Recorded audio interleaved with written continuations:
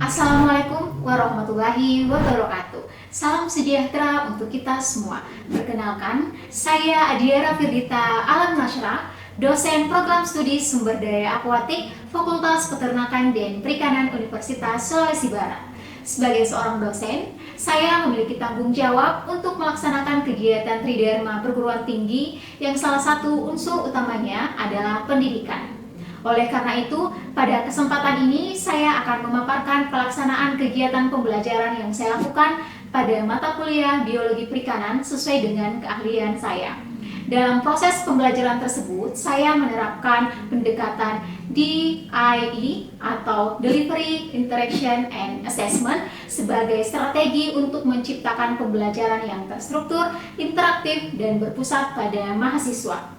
Video ini dibuat untuk memenuhi salah satu persyaratan sertifikasi dosen tahun 2026, yaitu pernyataan diri dosen dalam unjuk kerja Tridharma perguruan tinggi.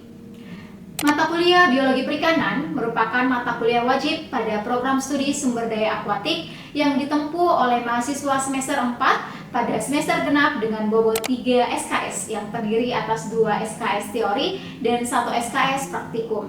Mata kuliah ini dirancang untuk membekali mahasiswa dengan pengetahuan dan keterampilan dalam menerapkan konsep, prinsip, dan metode biologi perikanan untuk mengkaji berbagai aspek biologi ikan.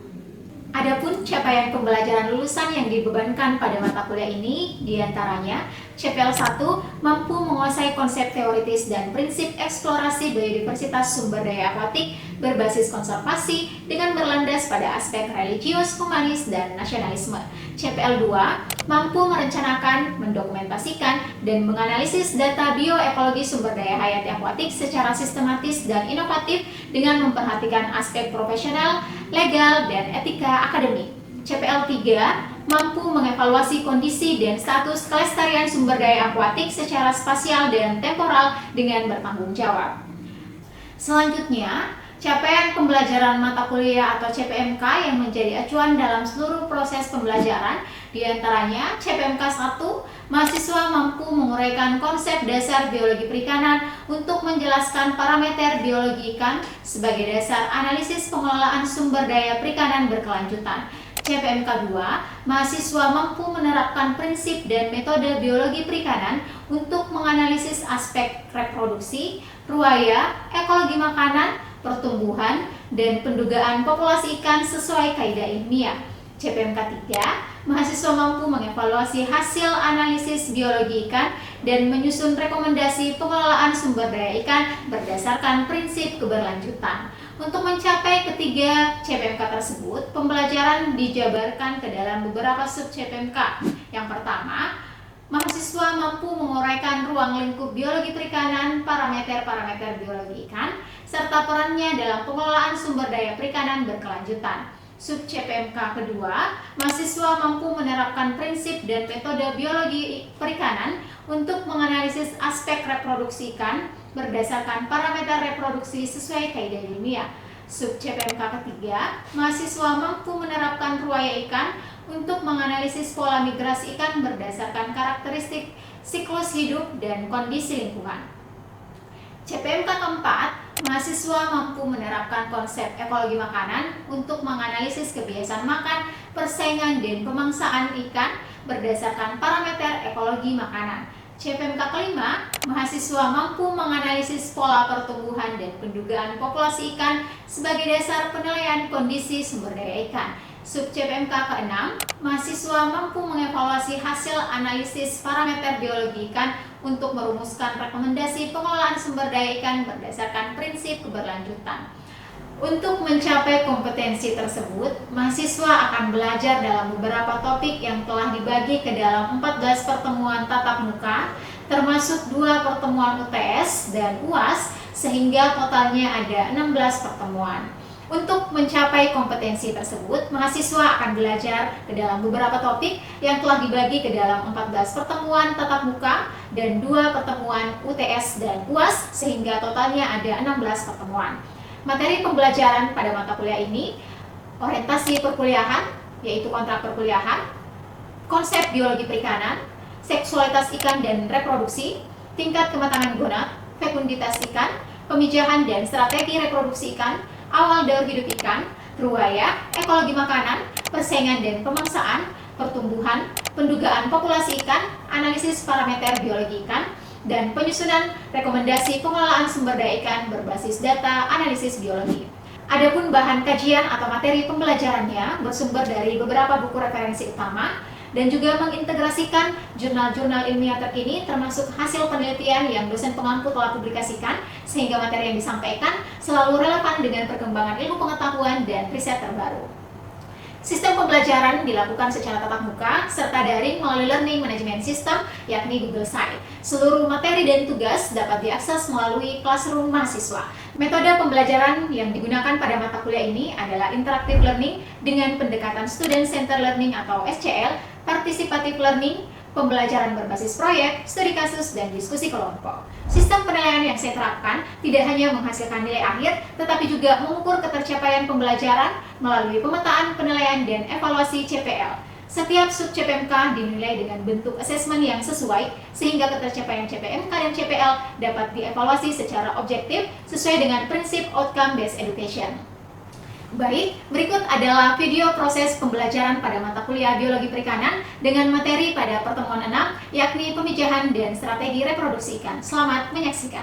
Bismillahirrahmanirrahim. Assalamualaikum warahmatullahi wabarakatuh. Waalaikumsalam warahmatullahi wabarakatuh. Oke, selamat siang semua. Siang, Bu. Bagaimana kabarnya hari ini? Alhamdulillah baik. Berarti sudah siap untuk mengikuti perkuliahan hari ini ya? Ya. Hari ini kita kembali lagi di mata kuliah Geologi Perikanan dan kita masuk ke pertemuan ke-6. Materinya terkait dengan pemijahan dan strategi reproduksi dari ikan. Nah, selanjutnya kalian bisa absensi terlebih dahulu disiapkan. Ya. Nah, sebelum kita memasuki materi pertemuan pada hari ini, alangkah baiknya kita review dulu ya. Apakah materi yang sebelumnya itu masih berhubungan dengan materi hari ini.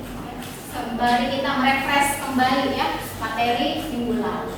Nah, minggu lalu kita bahas mengenai fekunditas. Ada yang masih ingat apa itu fekunditas? Ya, silakan pasti.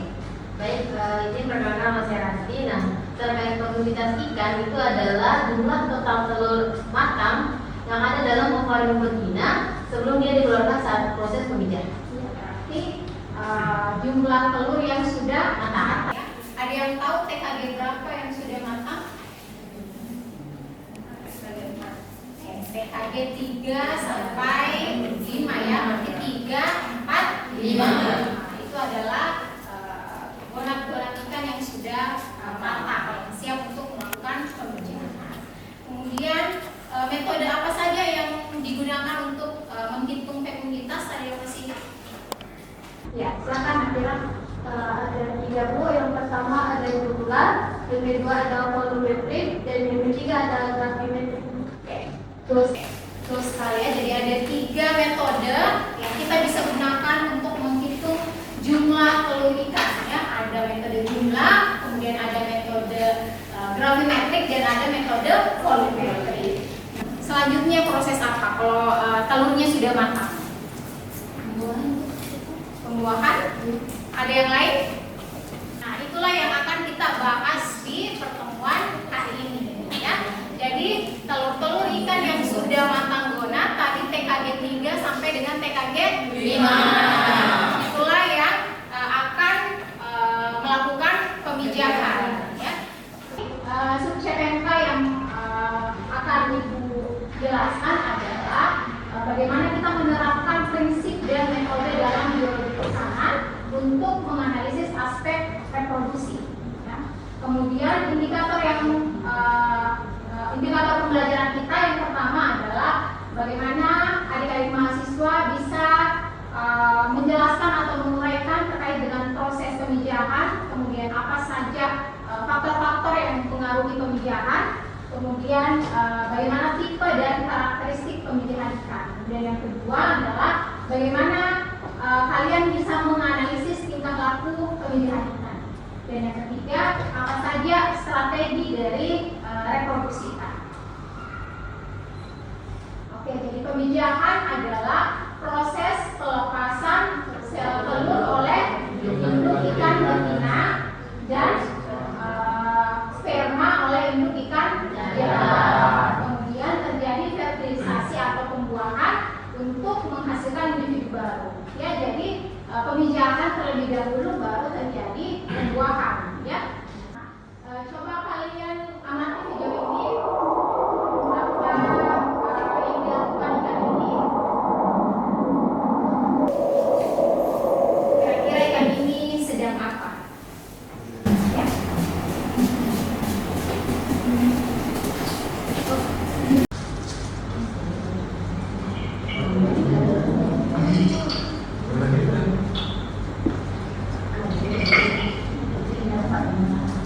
Oke. Nah, dari video tadi kira-kira ada yang bisa menyampaikan apa yang dilakukan oleh ikan? Ya, silakan. Dari video yang kita tonton tadi dapat saya menyimpulkan bahwa terdapat dua ikan yang sudah dewasa yang berenang secara bersamaan. Oke, ada ikan dewasa yang berenang secara bersamaan. Ada lagi? Ada apa? Ikan yang mengeluarkan apa? Terus? Cuma telur yang dikeluarkan tadi? Sperma. Oke, jadi dari video ini kita bisa lihat tadi ada sepasang ikan yang berenang beriringan, kemudian saling mendekat. Setelah itu dia mengeluarkan sel telur dan sel sperma. Nah, setelah itu maka setelah bertemu sel telur dan sel spermanya maka terjadilah yang namanya pembuahan atau fertilisasi. Ya, paham sampai di sini? Paham. Oke, nah selanjutnya adalah kita masuk ke tipe pemijahan. Sebenarnya kalau kalian lihat ikan itu punya dua tipe pemijahan. Ada yang langsung mengeluarkan sekaligus telurnya pada saat musim pemijahan. Ada juga yang mengeluarkan telurnya secara bertahap atau dikenal dengan partial spawner. Ya, jadi kalau dia mengeluarkan semua telurnya yang matang pada saat pemijahan itu namanya total spawner. Ya, jadi dia mengeluarkan semua telurnya. Kalau partial sebagian saja. Ya, kenapa demikian? Kalian bisa lihat kalau di total spawner telur ikan-ikan tersebut semuanya sudah matang. Ya, sudah matang, jadi dikeluarkan semua. Sedangkan kalau di partial spawner, telur yang ada dalam ovarium ikan itu dia beragam, ya, sehingga yang dikeluarkan adalah telur-telur yang matang terlebih dahulu. Sehingga telur-telur yang belum matang masih menunggu proses pematangan, nanti di pemijahan berikutnya baru dikeluarkan. Oke, seperti itu. Nah, kemudian berdasarkan habitat pemijahan, jadi ini juga penting ya. Jadi ikan-ikan itu mereka memilih tempatnya sendiri ya, yang sangat menguntungkan untuk keturunannya atau generasi berikutnya. Pertama ada lithophilic. Ya, jadi kalian harus tahu istilah-istilah yang ada di dalam PKH. Yang pertama ada lithophilic, namanya lithophil, berarti dia menyimpan telurnya di batu. Ya. Kemudian ada yang disebut dengan lithophilic. Ya, kalau lithophil, litho berarti tumbuhan ya, atau vegetasi. Dia meletakkan telurnya di tumbuhan air. Kemudian ada juga yang meletakkan telurnya di pasir, namanya psamophils. Kemudian ada yang pelagophils yang memijah di kolom perairan, yang langsung mengeluarkan sel telur dan sel spermanya di kolom perairan. Terus ada yang nesponar, ya, jadi dia membuat sarang, terus dia memijah di sarang tersebut. Nah, kalau ini gimana ini? Pasir. Kalau pasir tadi namanya psamophils, betul sekali. Nah, kemudian kalau di sebelah kiri apa? Kolom air. Di kolom air tadi nama lainnya apa kalau di kolom air? Pelagophils ya, pelagi. Artinya di kolom perairan. Nah, kemudian ada yang menyimpan telurnya di daun-daunan. Bukan di vegetasi ya, tanaman air. Oke, sampai di sini ada yang mau ditanyakan? Ya, silakan. Baik, pertanyaanku, mengapa telur ikan yang yang menyimpan di batu atau tumbuhan itu tidak hanyut atau terbawa arus. Oke. Mengapa ikan-ikan yang meletakkan telurnya di batu ya ataupun di tanaman air atau tumbuhan air tidak hanyut oleh arus? Karena yang pertama adalah telur itu setelah keluar dari tubuh ikan betina, dia itu punya korion ya. Nah, ketika korion itu menyentuh air, dia akan bersifat adesif ya. Jadi dia punya menempel ya, dia bisa menempel sehingga ketika telur-telurnya tersimpan di batu ataupun di tanaman air itu tidak akan terbawa oleh arus. Dan ini juga salah satu strategi ya, strategi reproduksi. Oke, kita masuk ke tahapan tinggal laku ikan ya. Jadi di sini ada beberapa tahapan sebelum ikan melakukan pemijahannya. Jadi mereka tidak serta-merta langsung mengeluarkan sel telur dengan sel sperma ya. Tapi ada tahapan-tahapannya, ada kita bagi tiga ya, ada fase pra pemijahan, ada fase pemijahan, dan ada fase pasca pemijahan ya. Jadi yang pertama apa? Mereka memilih pasangan ya. Jadi kan juga memilih pasangan ya kalau mau kawin ya. Apa mereka pilih? Kalau yang betina biasanya pilih jantan yang warnanya lebih cantik ya, yang punya gerakan yang bagus, lincah ya. Terus mereka melakukan itu supaya nanti keturunan dia juga genetiknya bagus ya. Kemudian mereka ikan betina ini berharap kalau si jantan ini bisa menjaga daerah teritorinya ya, atau tempatnya nanti meletakkan telur ya. Mereka bisa menjaga anak-anaknya. Jadi yang menjaga anak-anak setelah pemijahan itu bukan ibunya ya, tetapi bapaknya. Nah, kemudian yang kedua, setelah pilih pasangan, setelah sudah diincar ya, oh ini pasangan yang mau saya ajak kawin ya, mereka melakukan pendekatan. Jadi mereka juga PDKT ya, bukan juga PDKT. Jadi sudah diincar, PDKT lah ya. Kemudian biasanya mereka PDKT dengan mendekati pasangannya ya. Kemudian dia biasanya melilit-lilitkan tubuhnya ya. Terus yang kedua, yang ketiga mereka memilih atau mempersiapkan habitat pemijahan ya. Yang di dekat batu ya, supaya ada suplai oksigen sama dekat dengan untuk meletakkan telur. Kemudian ada di tanaman air, ada yang di pasir ya. Kemudian yang keempat, disinilah terjadi proses pemijahan ya. Disinilah proses pemijahannya, pelepasan sel telur dan sel sperma. Nah, setelah itu terjadi pembuahan, dibuahi oleh ikan jantan. Terus ada yang namanya perawatan telur atau parental care ya. Itu yang tadi menjaga ya. Biasanya dia menjaga untuk mencegah predator ya. Kemudian yang kedua, biasanya ikan jantan ini dia mengipas-ipasi telur ini ya, dikipas-kipasi supaya menggunakan ekor supaya ada oksigen ya. Kan oksigen itu membantu proses perkembangan embrio ya, seperti itu. Nah, kemudian ibu beri nama ini tarian cinta ikan pelangi ya. Jadi ini salah satu penelitian oleh Herjayanto. Dia meneliti tentang tingkah laku memija dari ikan pelangi Papua ya.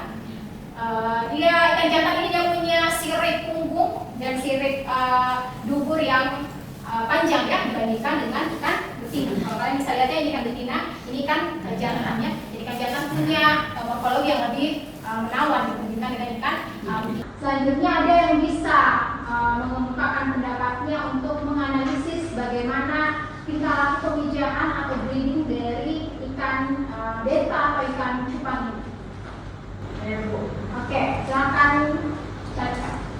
Terima kasih atas kesempatan itu. Berdasarkan gambar di atas itu terdapat proses breeding ikan cupang, di mana ikan betina dan ikan jantan itu saling tahap pendekatan. Kemudian ikan jantan itu membuat sarang busa sebagai tempat pemijahan. Kemudian di gambar ketiga itu terjadi proses pemijahan di mana ikan betina mengeluarkan telur dan ikan jantan membayu telur. Kemudian di gambar terakhir itu telur tersebut diletakkan di sarang pusat tersebut dan dijaga oleh ikan jantan. Ya, betul sekali ya. Luar biasa Caca sudah bisa menganalisis tahapan dari tingkah laku pemijahan ikan cupang. Ya, jadi tadi ada proses memilih pasangan, kemudian terjadi PDKT, terus sudah terjadi PDKT, dia mempersiapkan sarang ya dengan buat buih-buih busa, terus mereka saling melukkan badannya ya, masing-masing ya, melukkan badannya ya seperti pelukan ya, pelukan, terus di situ terjadi proses pemijahan, kemudian telurnya disimpan dalam buih-buih atau disarangkan. Ya. Ternyata induk ikan jantan ini dia bertanggung jawab ya, sangat menjaga anaknya. Iya betul. Nah, dan ada strategi reproduksi. Jadi ikan-ikan itu punya strategi reproduksi supaya reproduksinya ini berhasil ya. Yang pertama ada frekuensi pemijahan. Jadi ada ikan yang memijah cuma satu kali seumur hidupnya. Jadi ketika dia sudah memijah dia akan mati. Contohnya adalah ikan salmon. Kemudian ada juga yang memijah beberapa kali dalam hidupnya. Nah, kemudian yang selanjutnya ada waktu pemijahan. Jadi ada ikan yang memijah pada saat musim hujan, ada yang memijah pada saat musim apalagi kemarau. Kemudian ada juga yang mengikuti fase bulan, waktu harian dan waktu ya. Jadi semua ini dilakukan sebagai bentuk dari strategi reproduksi agar keberhasilan keturunannya itu bisa maksimal, ya. Karena itu merupakan fase paling kritis. Nah, ini salah satu penelitian ibu terkait dengan biologi reproduksi ikan. Yang pertama ada ikan Marosepterina ladigesi ya, yang ada di Sulawesi Selatan, itu ada ikan endemik. Dia ini memijah pada saat musim hujan. Jadi dia lebih memilih memijah pada saat musim hujan karena pada musim tersebut banyak makanan, ya, banyak input makanan, input nutrien, sehingga pada saat ikan ini memijah nanti ada makanan untuk larvanya ya. Setelah habis kuning telurnya, mereka akan mulai mendapatkan makanan dari luar ya. Jadi itu salah satu strateginya. Kemudian ada juga sama ya, ikan gobi antidromus atau ikan penjak di Sulawesi Barat juga seperti itu. Oke. Sampai sini ada yang mau ditanyakan? Ya, silakan. Sebelumnya akan saya Asiana Dani. Jadi pertanyaan ibu terkait dengan yang dijelaskan tadi tentang pemijahan sekali dalam seumur hidup, contohnya pada ikan salmon. Mengapa ketika ikan salmon selesai memijah itu mati? Apakah ini merupakan salah satu kegagalan dalam reproduksi? Ya, bagus sekali pertanyaannya ya. Jadi kenapa ikan salmon dia satu kali setelah memijah dia mati? Apakah ini termasuk gagal reproduksi? Ya, oke. Jadi secara teori, jadi ini merupakan bentuk dari strategi reproduksi dari ikan salmon. Bayangkan ikan salmon dari ribuan mil di laut, ya, dia kalau mau memijah kemana? Ke sungai, ya, ke sungai. Dia menempuh ratusan mil dari laut menuju ke sungai. Itu membutuhkan energi yang sangat banyak. Nah, selama proses dia dari laut menuju ke sungai itu, dia juga tidak melakukan proses makan ya. Dia tidak makan, tapi dia menggunakan cadangan lemak yang ada di dalam tubuhnya. Kenapa dia tidak makan? Karena energinya dia fokuskan untuk bermigrasi sampai di sungai. Nah, setelah sampai di sungai, memijah juga membutuhkan energi ya, energi.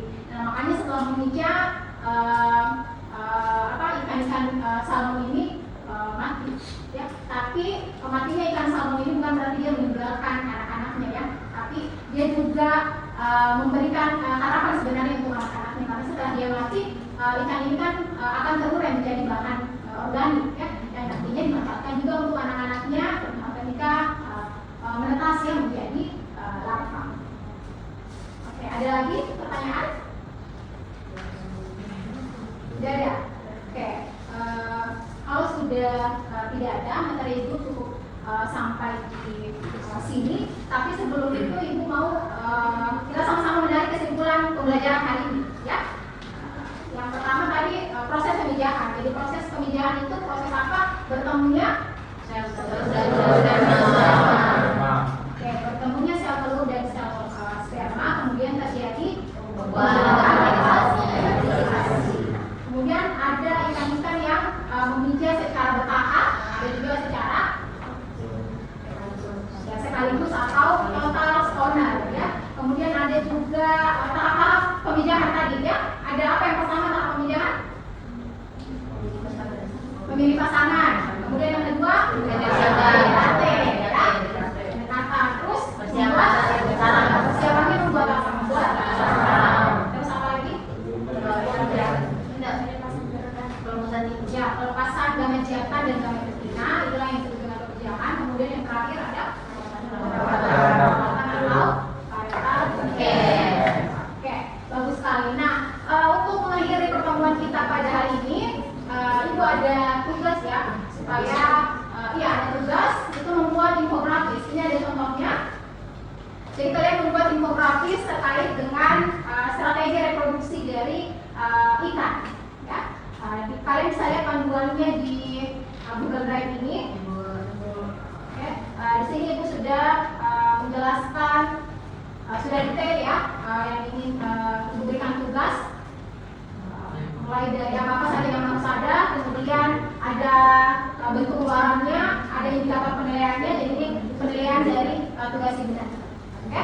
Ada pertanyaan terkait tugas? Waktu pengerjaannya 1 minggu, berarti minggu depan sebelum pertemuan selanjutnya. Oke. Kalau sudah tidak ada pertanyaan lagi, Ibu cukupkan perkuliahan kita hari ini. Terima kasih atas perhatiannya. Semoga kita bisa mengambil hikmah dari bagaimana ikan ini melakukan proses pemijahan ya. Jadi ternyata ikan ini memijah bukan hanya sekedar melepaskan sel telur dan sel sperma ya, tetapi ada satu rangkaian proses yang dilakukan untuk menjaga keturunannya supaya tetap ada ikan-ikan dan kita bisa menikmati ikan tersebut sampai seterusnya ya. Terutama menjaga keberlanjutan. Baik, terima kasih. Tutup. Wabillahi taufiq wal hidayah. Wassalamualaikum warahmatullahi wabarakatuh. Waalaikumsalam.